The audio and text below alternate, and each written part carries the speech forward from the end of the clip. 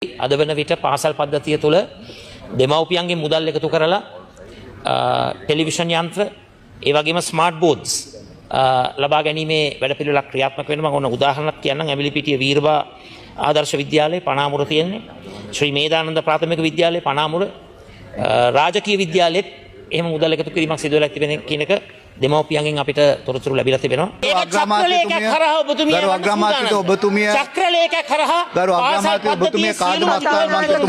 විපක්ෂ නායකතුමා කිව්වට අපි ඒක උපදේශයක් හැටියට ගන්නෙත් නෑ. ඒකට අදාළ අය ඉන්නවා ඒ උපදේශ ගත යුතු අය.